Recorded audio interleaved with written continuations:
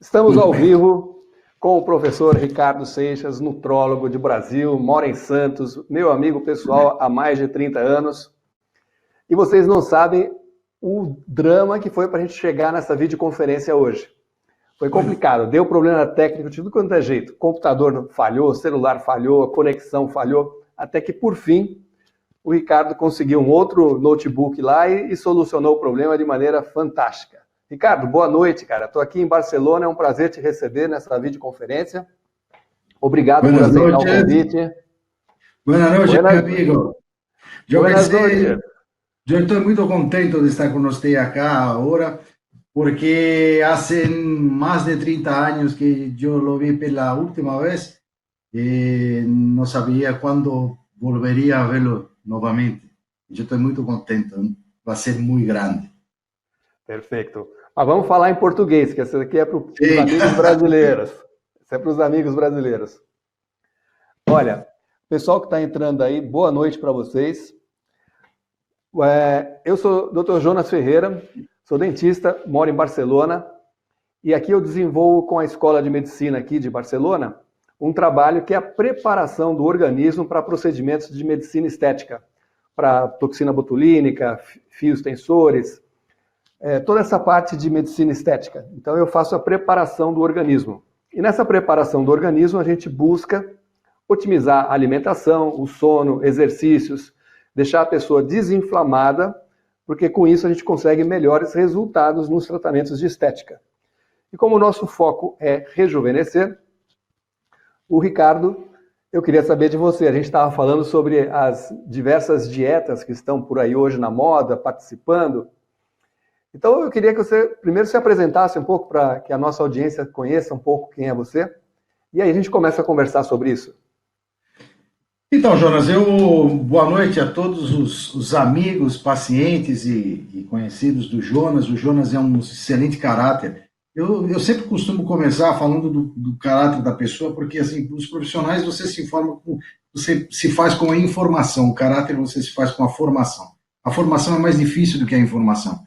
E o Jonas, eu tenho o prazer de ser amigo dele há mais de 35 anos. Ele é um caráter fantástico, além de ser um excelente profissional, dedicado, atualizado. Bom, quando o Jonas me conheceu, eu cursava ainda a faculdade de medicina e terminei meus estudos e fiz cirurgia geral. Quando eu terminei a minha residência de cirurgia geral, eu vi que eu tinha muita a vocação, mas não tinha aptidão para ser cirurgião geral. Abandonei a cirurgia e fui fazer nutrologia. Fiz nutrologia, uma especialidade que na época quase ninguém conhecia, muita gente ainda não conhece hoje, mas na época ninguém conhecia. Fiz cursos de extensões na Alemanha, aí do lado, na cidade de Münster. Fiz pós-graduação em nutrição clínica na universidade aqui no Brasil. Sou mestre em ciências, professor de bioquímica de 2 faculdades de medicina que eu fui no ano de 99, 2000, 2001. Da Unimes e da Fundação Lusíada. Numa eu lecionava bioquímica, na outra eu lecionava nutrologia cirúrgica. Chefiei 2 serviços de 2 hospitais aqui em Santos, há muito tempo atrás, e hoje eu tenho trabalho, tenho uma clínica minha, fui nutrólogo de atletas olímpicos, inclusive medalhistas olímpicos brasileiros, e hoje tenho um consultório e estou aqui radicado em Santos com muita alegria, tenho uma família linda e continuo com os meus amigos maravilhosos. Salva de palmas aqui para o meu amigo. Muito bem. Então, vamos começar a conversar sobre... deixa eu te colocar algumas coisas. Se dieta fosse bom, não tinha uma nova todo ano. A gente parte desse princípio. A gente acredita muito na reeducação alimentar. Mas comenta, de tudo que você tem visto aí de dietas, qual que você pode dar para a gente um caminho mais tranquilo, mais seguro de seguir? Tá. As dietas, normalmente, elas surgem através de uma alternativa que nem sempre se propõe aquilo que efetivamente ela o faz, né? Então, as dietas, a dieta, na verdade, é como você disse, ela é uma só, porque a ciência ela é universal. E no mundo inteiro são preconizados cientificamente alguns conceitos e algumas atitudes dentro desse programa dietético que é estabelecido. Então, se come, quais os intervalos que se deve comer, quais os melhores nutrientes em cada momento do dia, quais são as misturas que deve se fazer ou não se deve fazer, e através daí tudo isso é codificado e é universalizado. De repente surgem determinadas alimentações que se propõem a uma determinada modalidade, né? Então, por exemplo, vamos falar de dietas para pessoas que têm doenças inflamatórias intestinais. Então, são dietas onde eu tenho que tirar determinadas fibras, as fibras insolúveis, eu tenho que tirar os alimentos fermentativos, dietas que se propõem a emagrecimento. Há algum tempo se fazia dieta restritiva, com restrição de valor calórico. Hoje já não se faz mais isso. Hoje você tem outros subterfúgios para emagrecer uma pessoa que não é a limitação energética. Aliás, isso é proscrito hoje. Você limitar energeticamente uma dieta no sentido de fazer uma pessoa perder peso. Na verdade, a pessoa não precisa, se ela está acima do peso, ela não precisa fazer uma dieta de perda de peso. Ela precisa verificar o que a levou ao aumento de peso e, a partir daí, fazer a correção. Tá?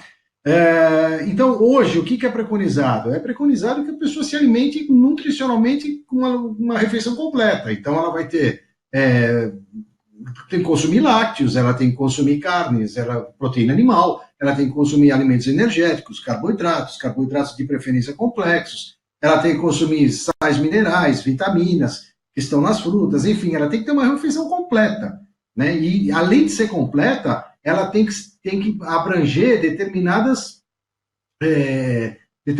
pontos que são importantes.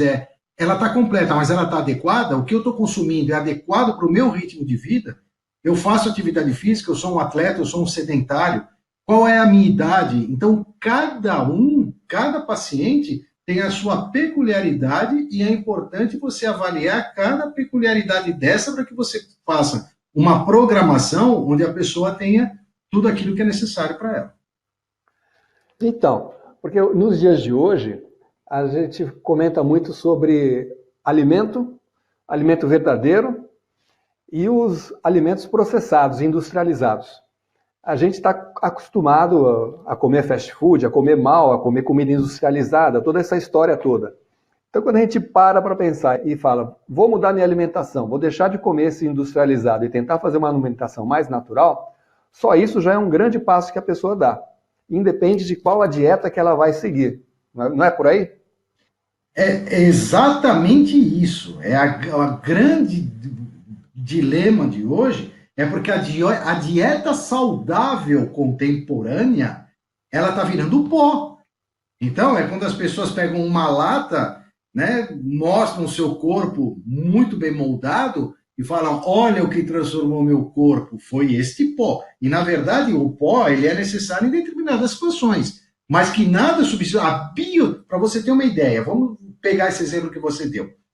Você pega uma vitamina C, tá? E essa vitamina C, a gramagem dela é de 2.000 miligramas. O aproveitamento não é de 2.000 miligramas. Eu vou chutar um número hipotético. É de 300 miligramas. Eu falo, nossa, então de 2.000 ela aproveitou só 300?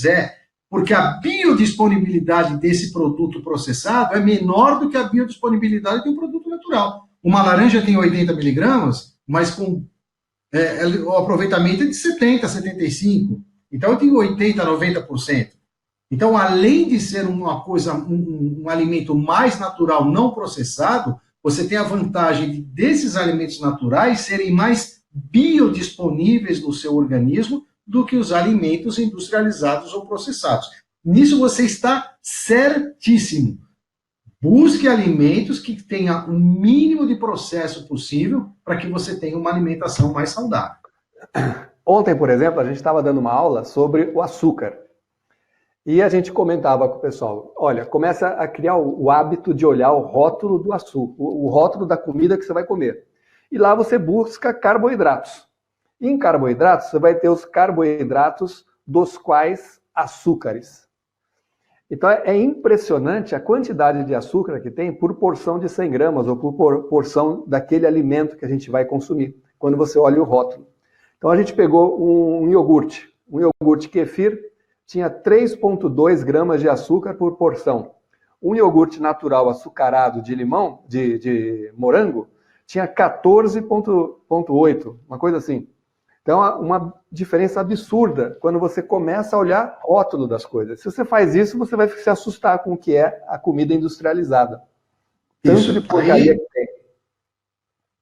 Então, isso daí é verdade, mas aí surge um outro problema. Eu fiz um trabalho que depois eu vou disponibilizar para você, que foi apresentado aqui no Congresso Brasileiro de Nutrologia há uns 10 anos, aonde foi feito análise do conhecimento universitário de estudantes da área de biomédicas sobre o que é um produto diet, o que é um produto light, o que é um produto, enfim. E aqui a gente conversando, eu não sei como é que funciona a legislação na Espanha, mas aqui a gente conversando, se eu falar para vocês assim, o que é um produto diet? Eu dei essa palavra para as pessoas pensarem. Aí eu pergunto, o que é um produto light? E aí as pessoas vão falar, não, o diet é sem açúcar, o light é menos sem gordura, menos gordura. Olha como o senso comum, ele fala muito nas pessoas, só que legalmente, para a nossa legislação aqui no Brasil, a legislação brasileira, um produto diet é aquele que ou ele atende uma condição especial. Então, por exemplo, não tem fenilalanina. Então, ele pode ser utilizado por pessoas que têm fenilcetonúria. Então, ele é um produto diet. Ou ele é isento de alguma coisa. Então, ele é isento de açúcar. Pode ser, mas pode não ser. Ele pode ser isento de gordura e ser um produto diet. Então, o diet não especifica se ele é isento de açúcar ou de gordura ou daquilo. Por isso, a nossa briga de querer fazer o quê? Que os órgãos reguladores coloquem, ele é diet em açúcar, ou seja, ele é isento de açúcar. Ele é diet em gordura, ele é diet em colesterol, ele é diet em algum, porque ele é isento disso. O light é quando aquele produto tem pelo menos 25% a menos de alguma coisa em relação ao produto original. Então, ele pode ter 25% a menos de sódio, de calorias, disso e daquilo. Voltando no que você falou, analisando, sem dúvida nenhuma. Agora, o açúcar simples, ele pode ser saudável? Pode. Por exemplo, a frutose, ela é um açúcar simples.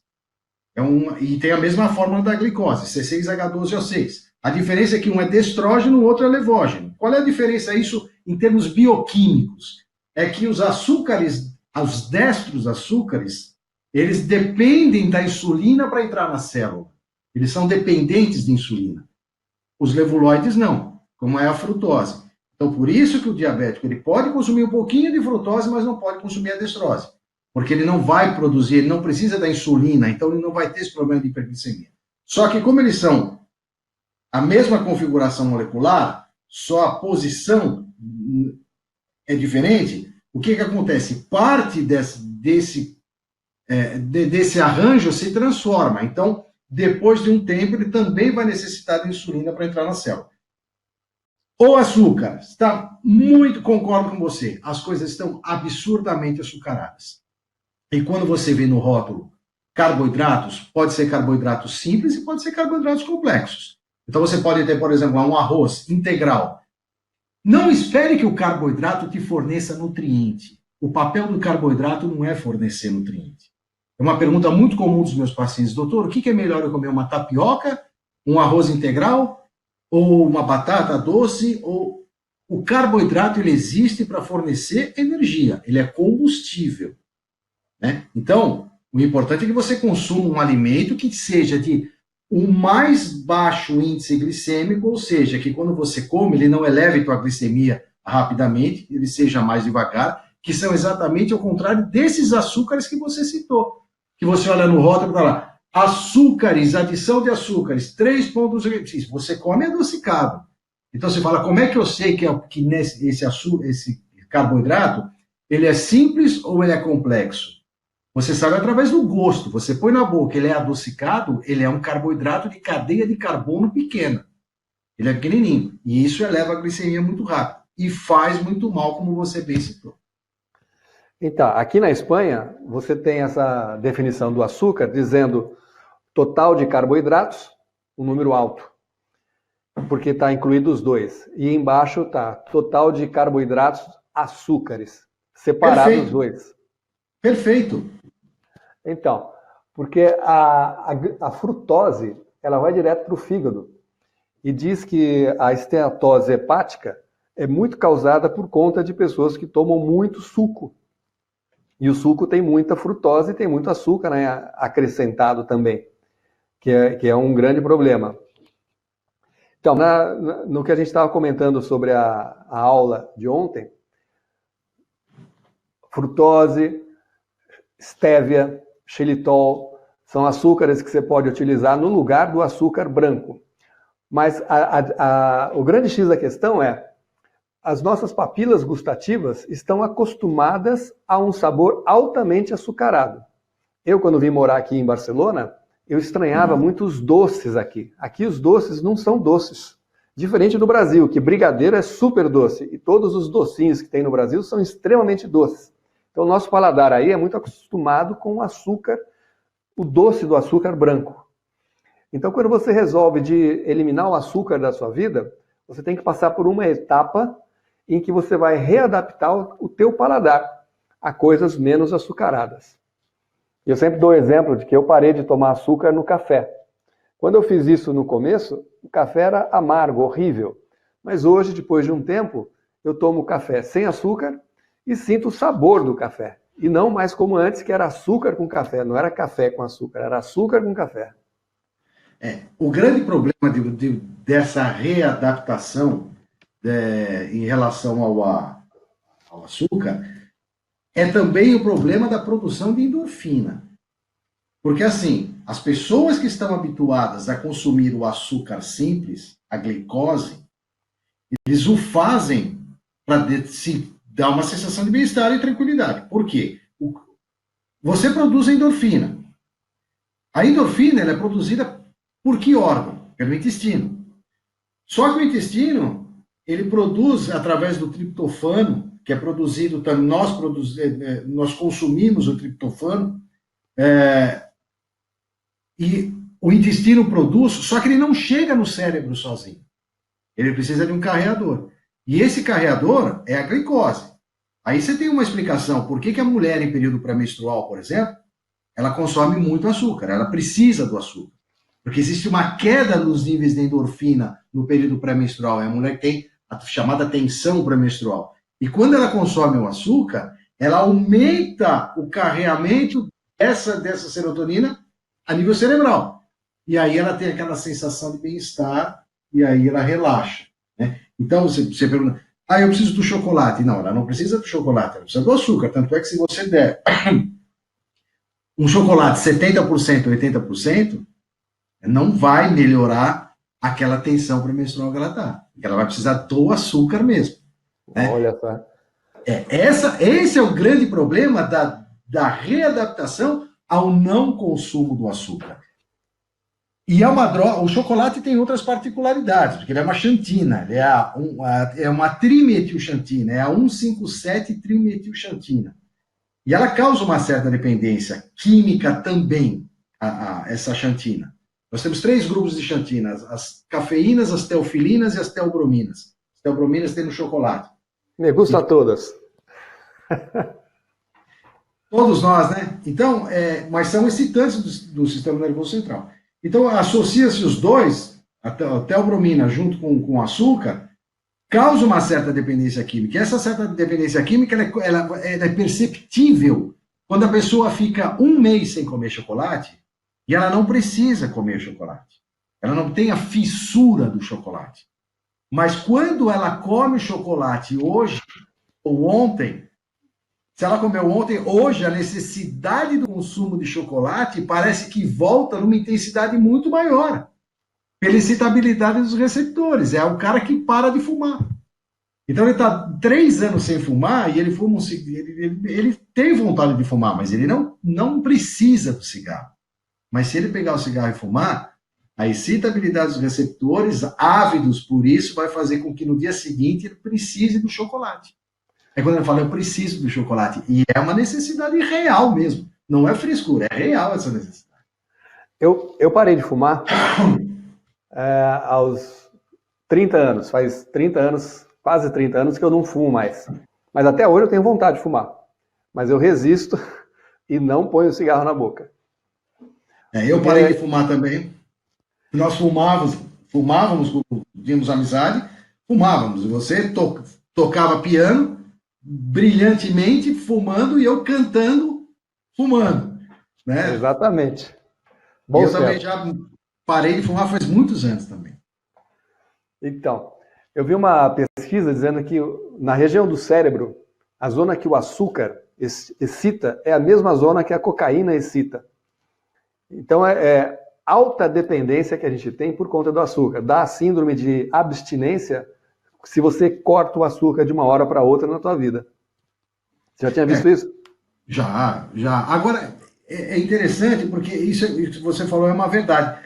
Mas você sabe que os trabalhos eles mostram que não é o responsável, embora conhecida de ser uma área muito próxima, não é a área que é sensível, mas sim os receptores ali presentes é que são sensíveis a esse tipo de droga, porque você tem outros receptores perto também, ao lado dessa área, e que não causam essa dependência tão grande quanto o açúcar e quanto a cocaína. Agora, obviamente, a dependência que causa a cocaína ela é muito maior do que... A nicotina é muito maior. A nicotina é uma dependência terrível.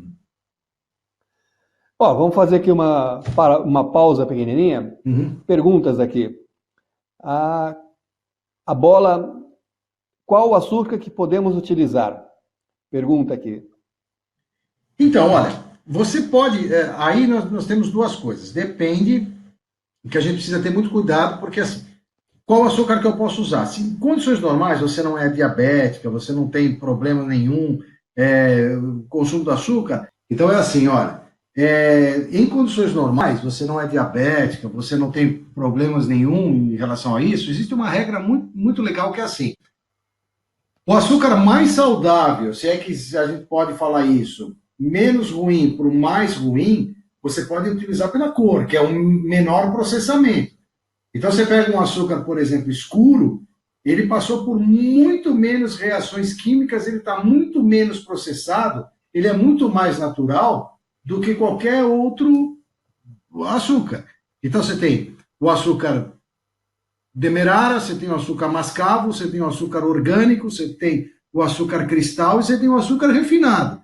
Numa ordem dessa, é melhor você usar o mais escuro, que ele foi menos processado. Agora, se você perguntar para mim, ele engorda menos, ele tem menos poder energético do que o outro? Não. Ele só passou por menos reações químicas e ele é mais saudável do que o outro açúcar.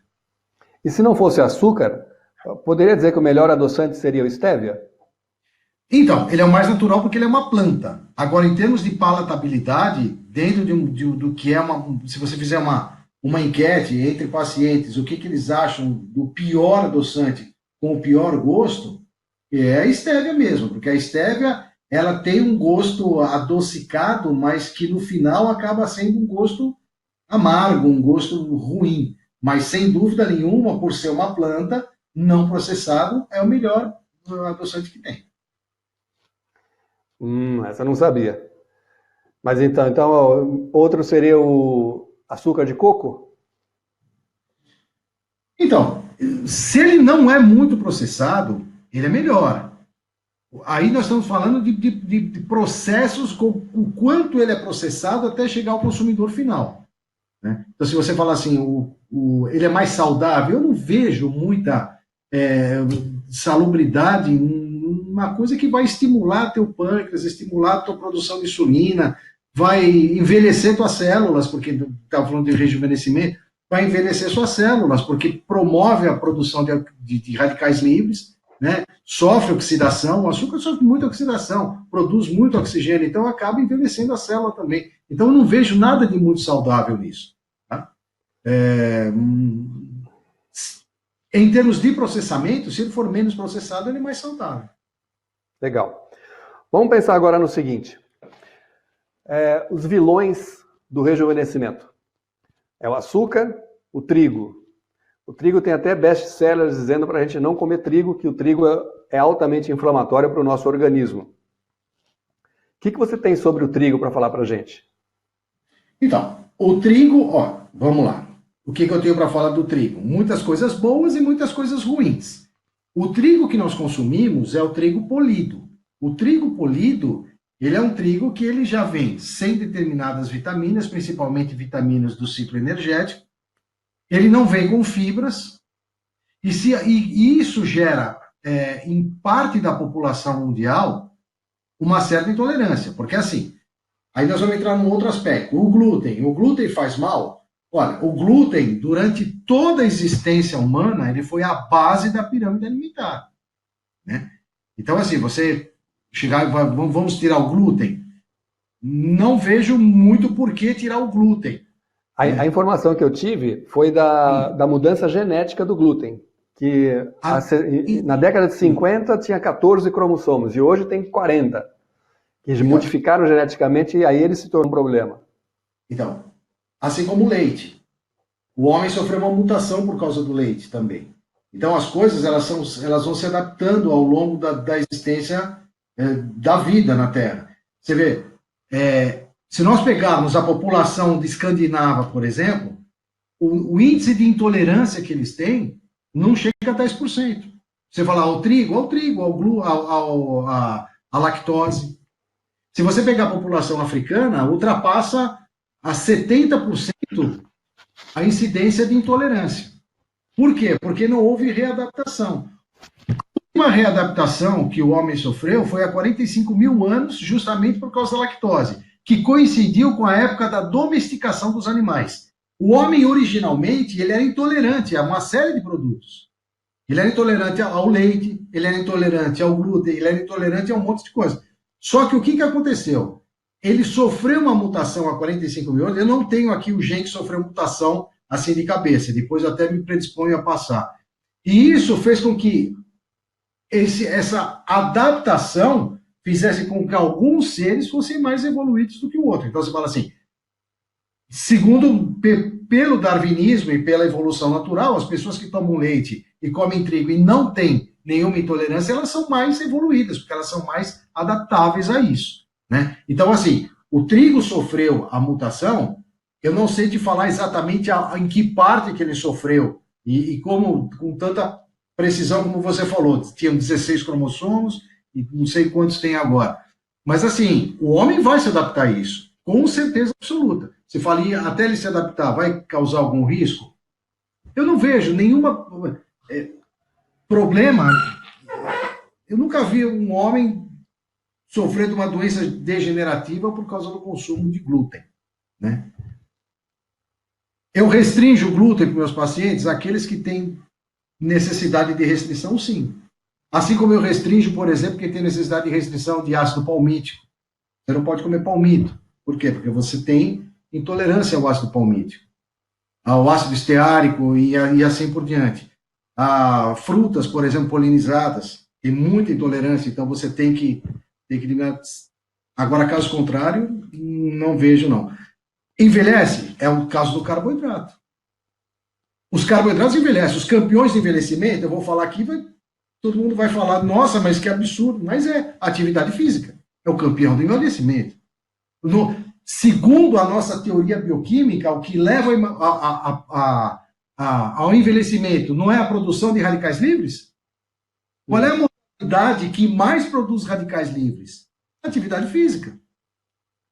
O mundo científico não luta para fazer de tudo para que o homem não produza radicais livres, e se o produzir, que consuma alimentos e que tome atitudes que seja antioxidante, que retire esse oxigênio formado?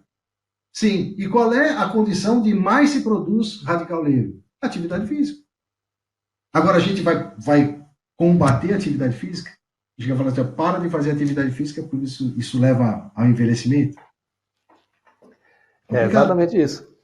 Porque a gente vê o pessoal idoso, eles vão perdendo a musculatura. É a tal da sarcopenia, né? Isso. O cara perde a musculatura. E você só consegue manter a musculatura se você fizer uma boa musculação. Tem várias fotos de avós na internet, de 80 anos, mais sarado, mais forte que eu e você. E os caras têm 80, 70 anos de idade e estão super inteiros porque fazem musculação, fazem exercício físico. Totalmente. Só que se você pegar o que é randomização? A randomização é você pegar e você fazer um estudo pormenorizado cientificamente, pormenorizado, né? Então, assim, vou dar 2 exemplos para você entender. Existem estudos mostrando que o vegetariano ele tem uma sobrevida maior do que o omnívoro. Esses trabalhos, eles são confiáveis? Dentro daquilo que se propõe, sim, mas eles não são totalmente randomizados. Por quê? Porque os trabalhos esquecem de dizer, por exemplo, que o grupo de vegano e de vegetariano normalmente é um grupo de pessoas que são mais esclarecidas, teoricamente mais esclarecidas, que têm uma condição socioeconômica um pouco melhor. E tudo isso gera hábitos, não só de alimentação, mas hábitos no dia a dia, que faz com que ele tenha uma sobrevida maior. Né? Não é a dieta vegana, mas é o conjunto de fatores que levam a isso. Né? O rejuvenescimento, que você trabalha com isso. Até um determinado ponto, você pode ir. A partir de determinado ponto, eu tenho que recorrer a quem? Ao Dr. Jonas. Por quê? Porque a minha elastina, que é a elasticidade da pele, ela tem um limite de produção. Depois de certa idade, ela não vai mais ser produzida. E a lei da gravidade é a lei mais severa que existe no mundo, né? Você vai. Então, não adianta eu comer colágeno, porque não vai resolver o meu problema de colágeno. O colágeno não vai resolver o meu problema de flacidez. Isso é um mito. Né? Então, não existe, então, alimentos que rejuvenesçam? Que rejuvenesçam, não. Mas que prolonguem a tua juventude até um ponto maior, sim. Mas não existe reação bioquímica isolada na natureza. As reações químicas, elas são feitas em conjunto de praticamente todos os nutrientes que existem.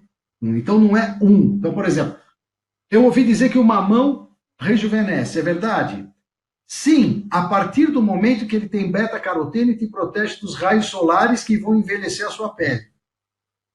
Eu ouvi dizer que a aveia, ela ajuda a manter a gente jovem. É verdade?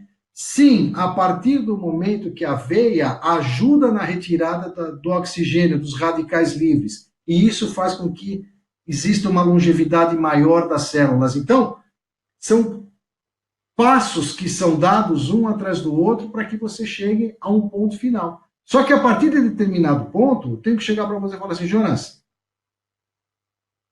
o que eu faço aqui, cara? Como colágeno?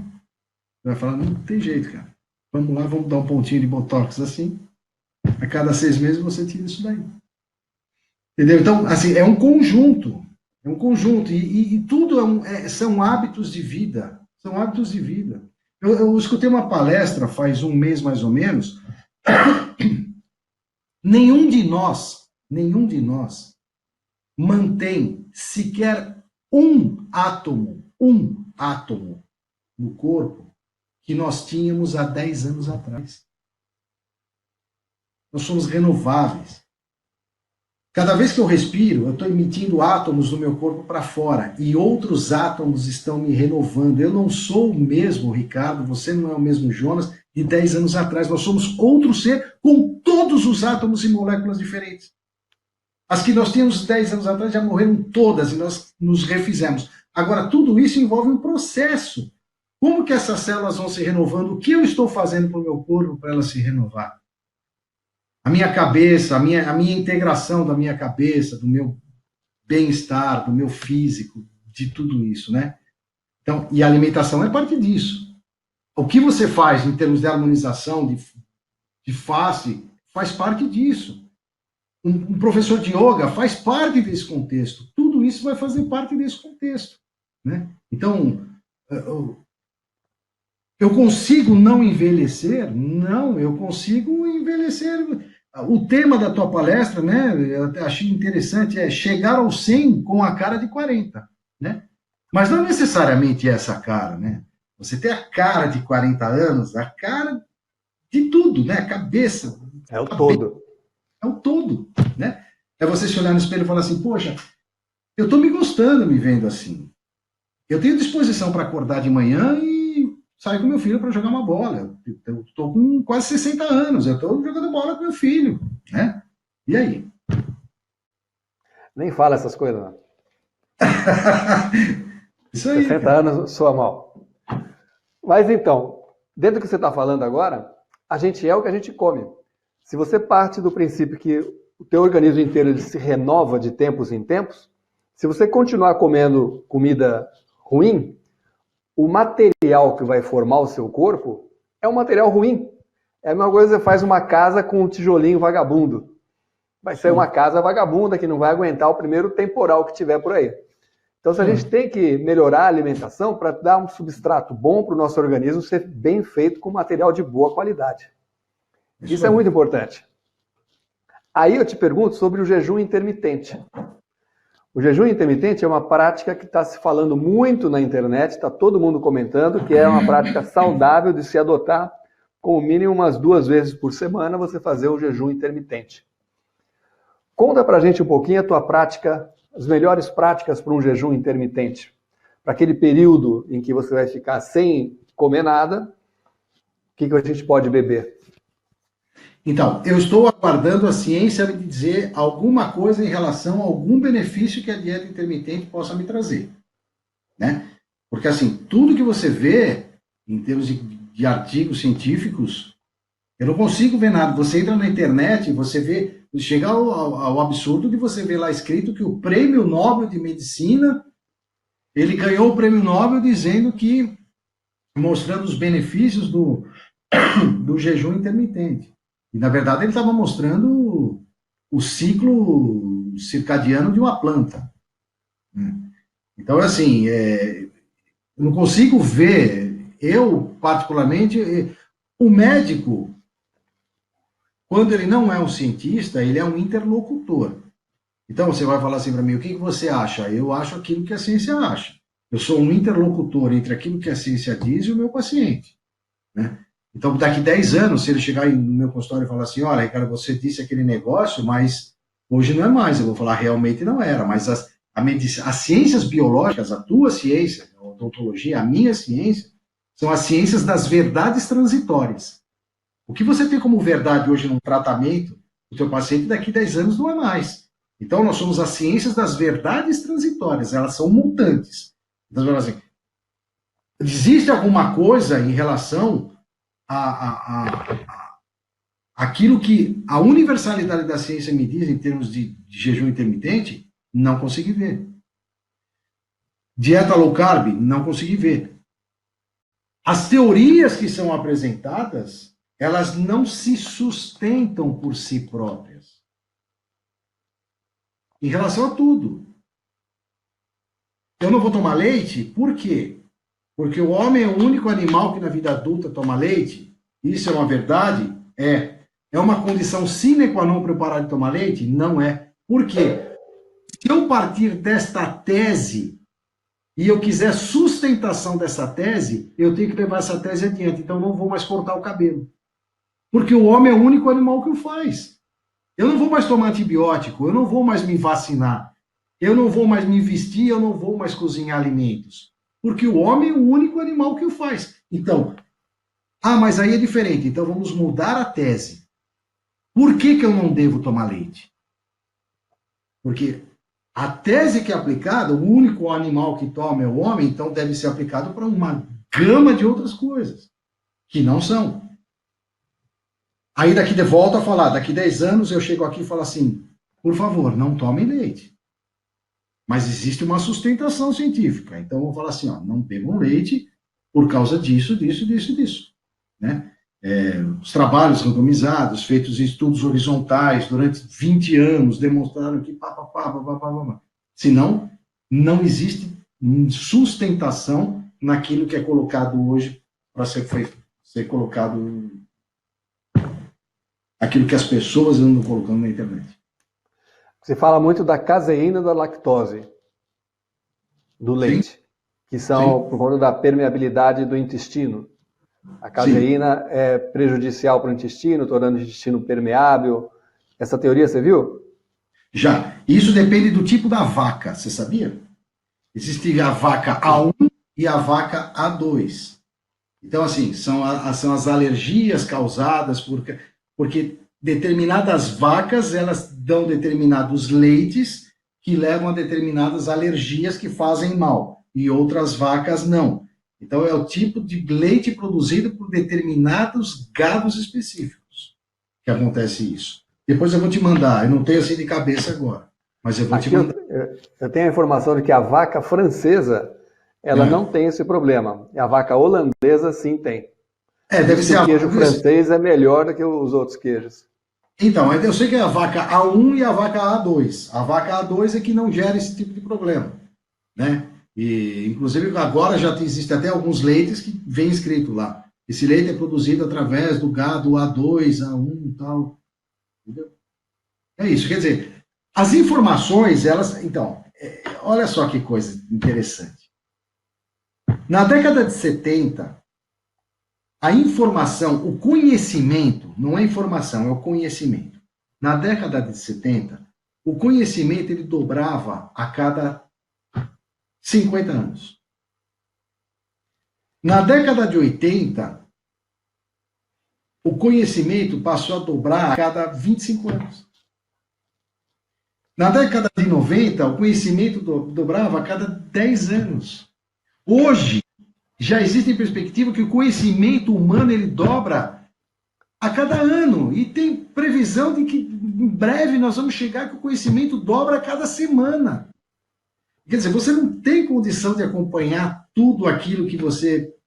Não tem como, é impossível você acompanhar, né? Então, por que eu estou te falando isso? Essas informações, né, que a gente tenta pegar, que nem você falou, não sabia que a vaca holandesa, a vaca francesa, a gente tem a noção de que a vaca A1, a vaca A2, mas não consegue acompanhar todo esse ritmo de informação que é colocado para a gente.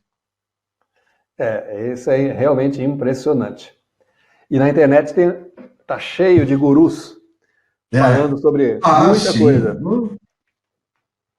Então, por isso, um dos motivos da gente fazer essas conferências também, sempre convidando professores, é para dar informações mais embasadas para as pessoas.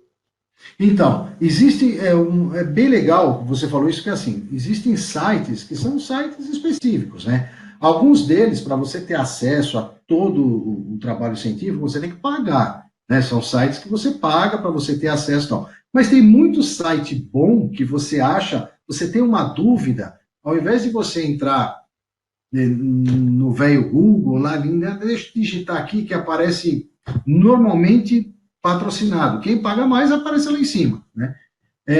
Você tem condições de hoje, por exemplo, a Cielo, né? O Cielo é um site que você entra, você tem lá, se você tem dúvidas sobre o leite faz mal, por que o leite faz mal, os trabalhos a respeito do devo beber leite, não devo beber leite, jejum intermitente, o que se sabe a respeito de jejum intermitente. Quando você coloca artigos científicos e jejum intermitente, artigos científicos e dieta low carb, vai te dar uma gama de artigos que, ainda que você não tenha acesso ao trabalho todo, você tem acesso ao resumo. Então você lê o resumo lá, você fala, poxa, esse artigo foi da universidade tal, que fizeram tal, não sei o quê, papapá. Existem determinados critérios. Às vezes diferem um trabalho do outro. Você fala, esse aqui diz uma coisa, esse aqui diz outra. Mas isso também deve levar em conta as condições geográficas, né? Dieta do Mediterrâneo, onde você está, meu querido Jonas, né? Aqui houve uma febre no Brasil, logo que você foi embora daqui do Brasil, fazer sua carreira em Barcelona, que a dieta do Mediterrâneo era todo mundo adotou a dieta do Mediterrâneo, inclusive a Sociedade Americana de Cardiologia. E aí você fala, houve melhora? Por quê? Porque existem outros fatores que não é só você tomar vinho, você comer, sem dúvida nenhuma, isso faz bem, né? Claro que tomar vinho com parcimônia. Assim, tomar vinho, comer folhas, comer carnes magras, Pescado. mas não é uma condição única de você falar assim, os povos do Mediterrâneo comem isso e vivem até 90 anos e não têm problemas cardíacos. Isso é uma verdade? Sim. Eu posso chegar aqui e falar assim, vamos comer todos banha de foca. Por quê? Mesmo argumento, as teses elas têm que se sustentar. Porque o esquimó tem uma longevidade grande, quase não tem problemas cardíacos e come banha de foca todo dia. A tese é a mesma. Né?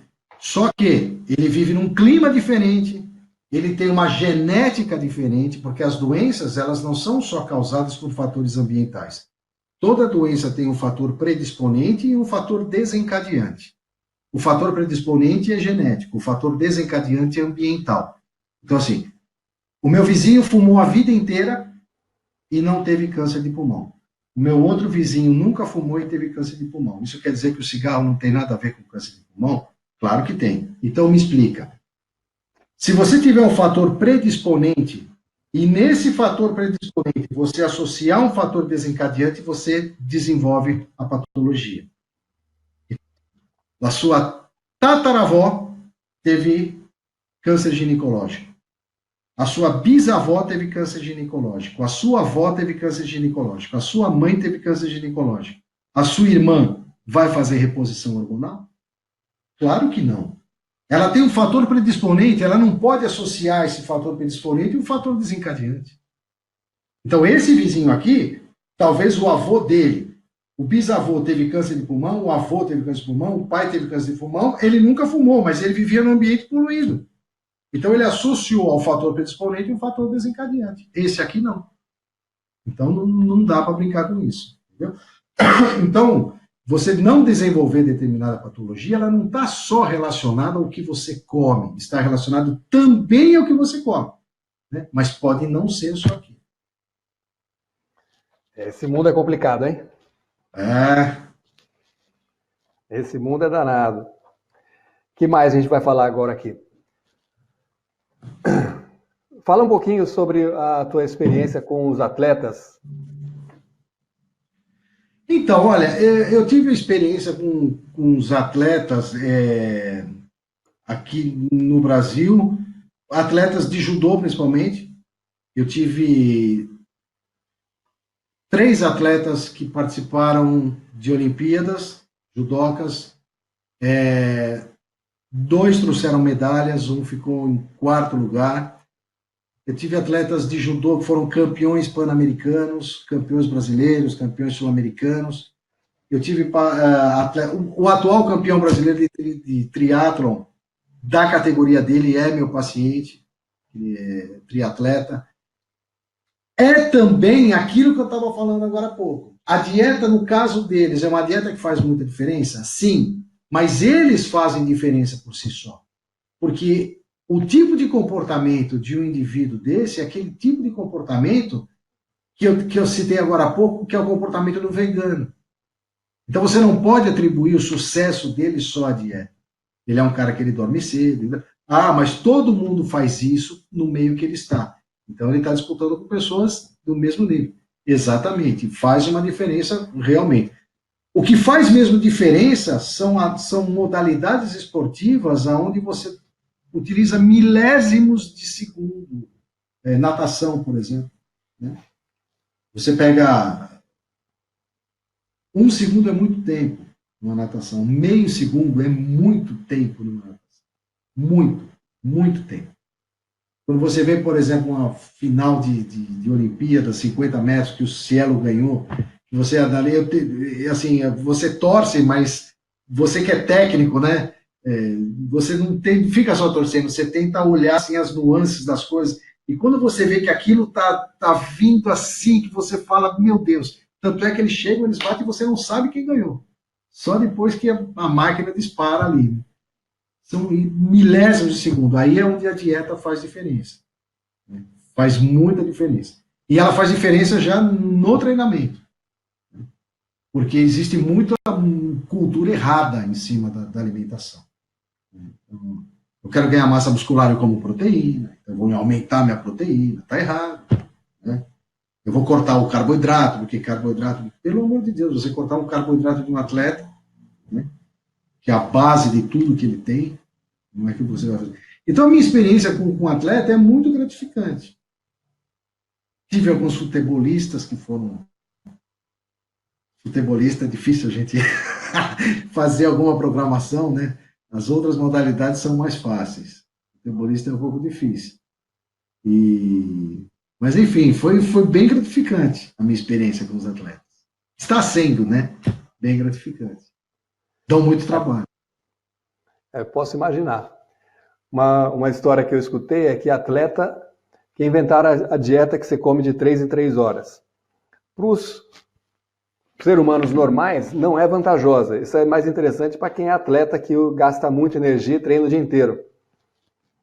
E essa alimentação de 3 em 3 horas é nociva para o organismo de uma pessoa normal. Você acha? Eu não sei por que seria nocivo. Aí é que está. Porque não dá descanso para o estômago.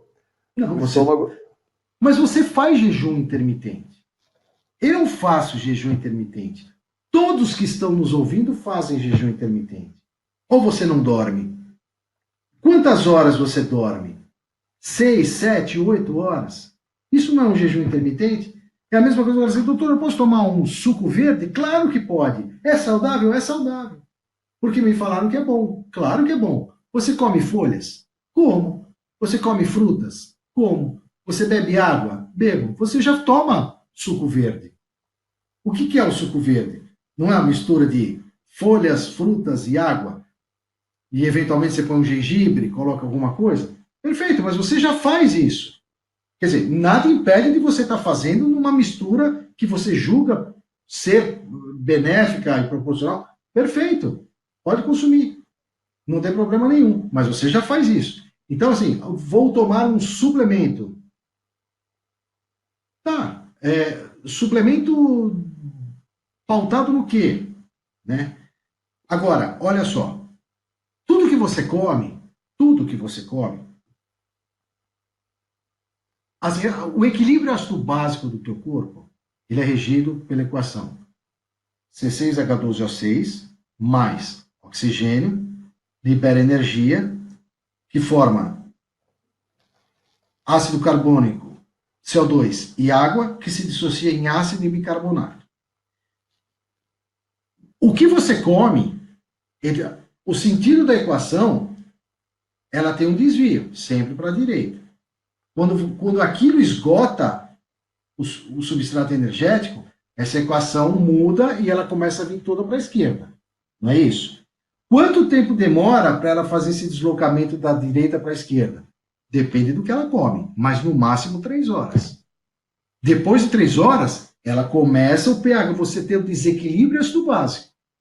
Total desequilíbrio ácido básico, que é onde você começa.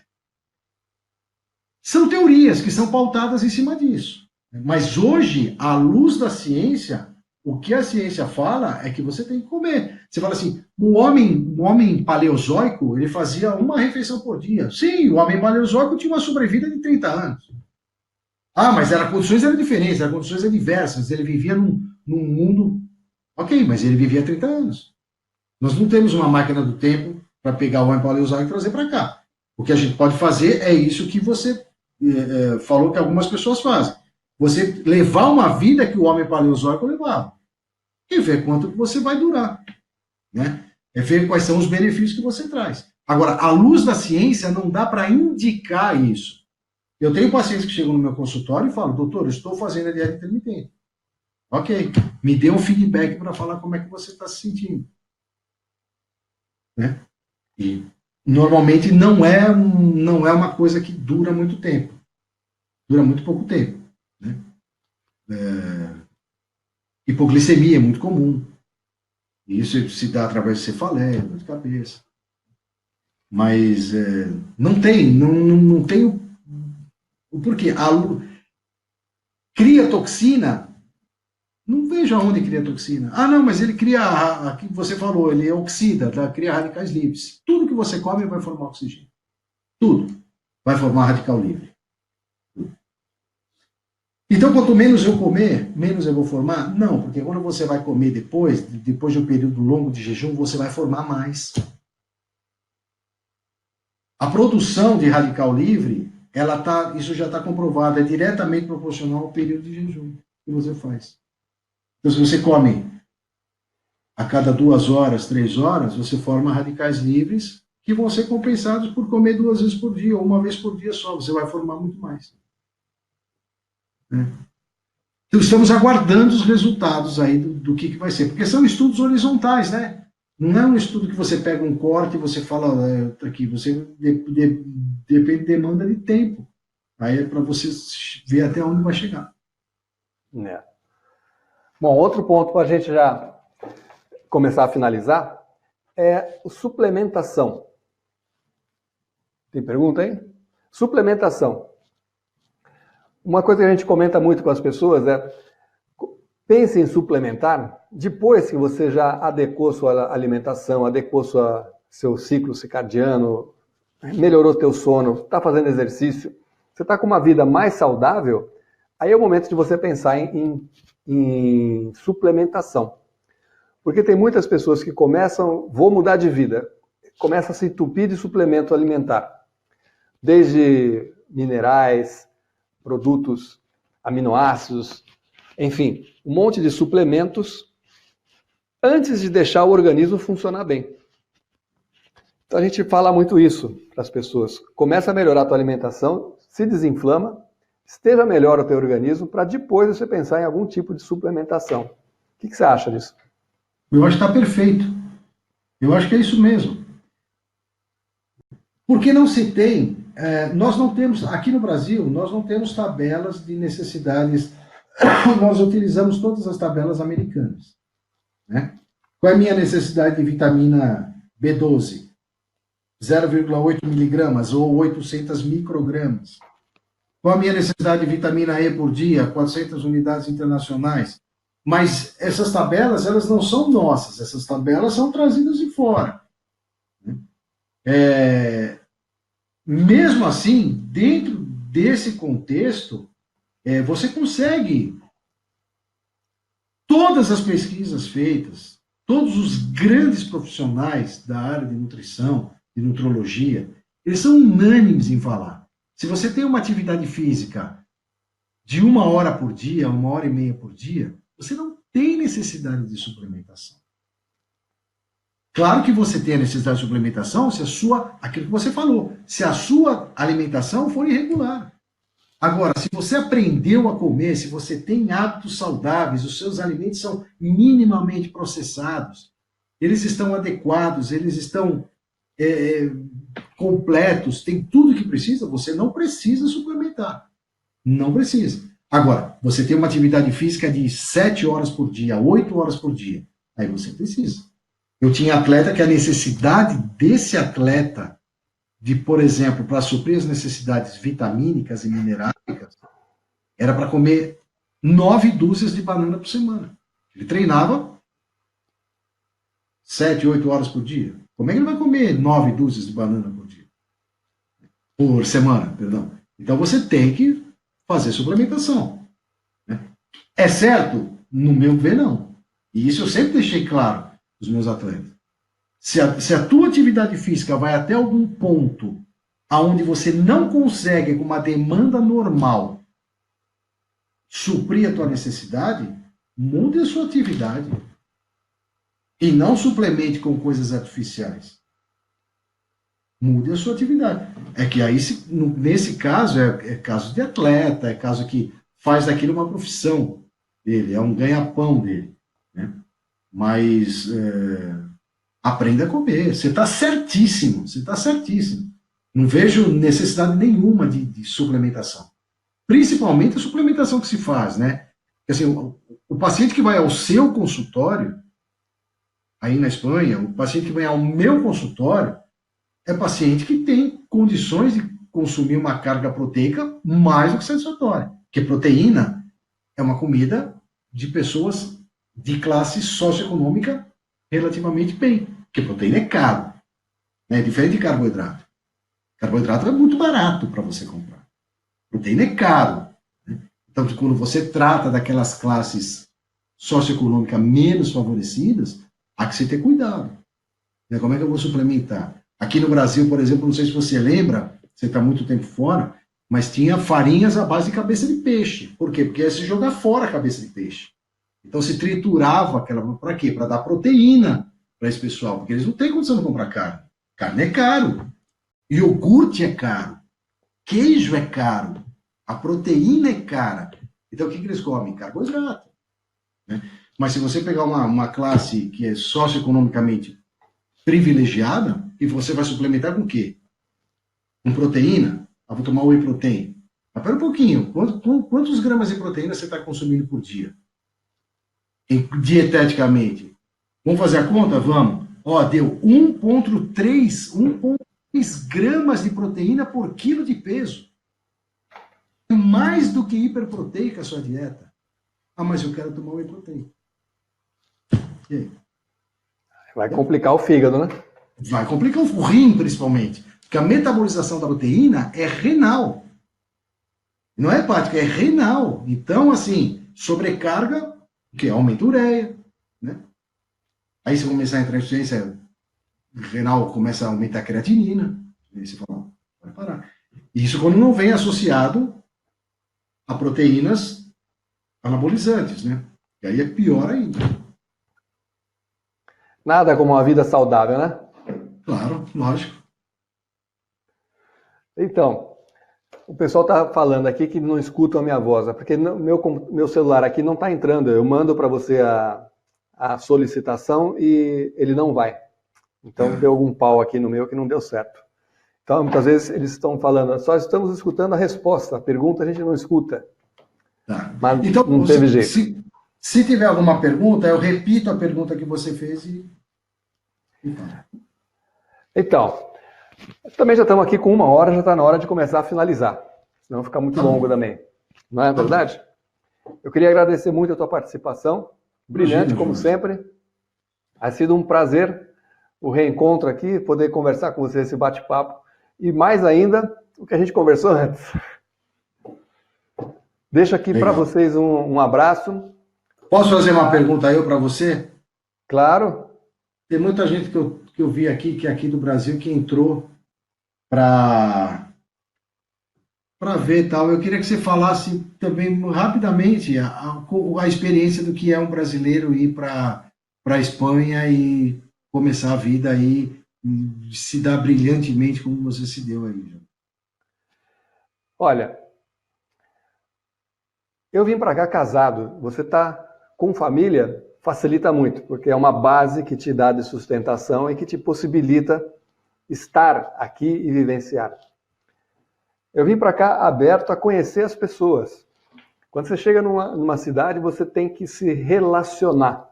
Criar relação com as pessoas é fundamental, porque você sozinho você não chega a lugar nenhum. O brasileiro, quando sai do Brasil e vem para cá, ele tem um lado futebol, samba, beleza, tudo fantástico, muita festa e tal, mas é difícil ele se inserir no mercado, porque ele é da América do Sul, ele é do terceiro mundo. Então existe um preconceito das pessoas. Aqui eles comentam muito, se você chega para cá, ou você é cabeça de rato ou rabo de leão. Se você parar para pensar nessa frase, dá para você entender o que é que significa um estrangeiro chegar num país e tentar se posicionar. Como é que você vai se posicionar? Então tudo isso é uma equação muito difícil de você trabalhar, porque as portas aqui não se abrem com facilidade. Você tem que picar em cada uma da porta e em cada dia você tem que mostrar o que você é capaz de fazer. E isso leva tempo e é difícil. Mas é interessante que você encontra as pessoas certas, as pessoas que te dão a mão, que te abrem portas, que te facilitam, e encontra ao revés disso também. Então não é fácil, não quero desanimar ninguém no Brasil que está querendo sair, mas venham preparados para uma batalha interessante e difícil também. Mas que depois de tempos você começa a perceber que meus filhos hoje falam várias línguas, A gente sai na rua à noite sem preocupação de ser assaltado. Durante muitos anos a gente sai para as baladas, volta de táxi ou volta de ônibus ou volta caminhando pelas ruas de Barcelona a 1, 2 horas da manhã e não tem problema de assalto, não tem problema nenhum. Então, segurança é uma coisa que a gente não está acostumado aí no Brasil. Aqui a gente usa muito pouco carro, a gente usa muito transporte público, porque ele funciona, é de boa qualidade e você tem todas as facilidades. A comida aqui é muito barata, mais barata do que no Brasil. Estudo, as crianças aqui não pagam colégio, porque o colégio é público e é de boa qualidade. Então tem muitas vantagens de você morar num país como esse, de primeiro mundo. Então é muito interessante essa experiência. Te faz crescer muito, te abre muito a cabeça e você se torna muito mais sociável e aberto a experiências das pessoas. Eu vi muito por esse lado. E aqui você tem uma possibilidade de estudar muito grande também, porque muita tecnologia e informação chega e você tem à sua disposição nas universidades aqui e é fácil de você conseguir. E o brasileiro é muito criativo, o brasileiro está sempre pensando em o que eu posso fazer para melhorar. E muitas vezes aqui você encontra as pessoas muito quadriculadas, fechadinhas no seu mundo e só olha aquilo, não abre, não levanta a cabeça e olha para frente e vê o que pode ser feito a mais. Então esse é um diferencial que a gente tem bastante forte também, que eu acho que vale a pena. Eu até hoje não parei de fazer as coisas aqui, estou sempre inovando, inventando o que fazer novo. O que a gente está fazendo hoje é uma história dessa, porque a gente começou a fazer uma videoconferência por dia, convidando vários professores. E isso gera um conteúdo interessante de alta qualidade, gratuito para as pessoas acessarem. Porque é um objetivo nosso, trabalhar forte essa história do preparo do organismo para procedimentos de medicina estética. Recentemente fui convidado para dar aula na Colômbia, num congresso lá, porque descobriram que eu estou fazendo isso aqui. Então me convidaram para ir lá. E as portas vão se abrindo em diversos momentos que você nem esperava que acontecesse. Mas basicamente é isso. E o online é um mundo impressionante. Eu tenho um professor amigo que ele falava da harmonização facial, que é um bichinho que te pega e você começa a ficar louco com a harmonização facial. O online também tem esse bichinho, que você é picado por esse animalzinho do bicho do online e você começa a desenvolver isso e vai cada vez mais. É impressionante. Bom, não sei se eu respondi a tua pergunta. A gente vai falando. A gente vai falando, se empolga e... Mas enfim, é por aí. Vamos junto trabalhando. Deixei aqui para vocês um grupo de WhatsApp. Depois eu passo para o Ricardo e ele passa para vocês também. É um grupo em que a gente está trabalhando uma ideia bem interessante, que você pode melhorar a sua alimentação, melhorar o seu estilo de vida. E a gente fez uma comparação com o karatê, com arte marcial. Você entra faixa branca e sai faixa preta. Então a gente bolou um sistema em que você vai entrar faixa branca trabalhando a sua alimentação. Aí você vai para a faixa amarela, vai trabalhar exercícios e sono. Aí você vai para a faixa azul, vai trabalhar a desintoxicação do teu organismo. Vai para a faixa marrom, vai trabalhar a desparasitação do teu organismo. E ao final você chega na faixa preta, que é a otimização das funções cerebral, intestinal, sexual, a otimização do organismo como um todo. Então é um sistema de gamificação. Porque o que a gente percebe é que as pessoas começam e não conseguem terminar, perdem a motivação no meio do caminho. Então, trabalhando um pouco com a neurociência, a gente começou a ver como que a gente pode fazer com que as pessoas que querem fazer uma dieta, querem emagrecer, querem melhorar, não percam a motivação durante o processo e continuem até o final. Então, a gente criou essa gamificação, que eu acho que vai ser bem interessante. Legal. Jonas, obrigado pela oportunidade. Foi um prazer também. Muito obrigado a todos. Perguntas, deixem na zona do chat, que depois a gente vai estar respondendo também. Eu sei que depois a gente vai dar uma pesquisada nessas perguntas aí, deve ter algumas que a gente não respondeu. É que fica difícil a gente ir falando, pensando e olhando as perguntas e responder. Mas enfim, foi muito bom. Muito obrigado a todos. Um abraço, boa noite para todo mundo. E quando vierem a Barcelona, estaremos por aqui. Um prazer para tomar aquele vinho bem gostoso.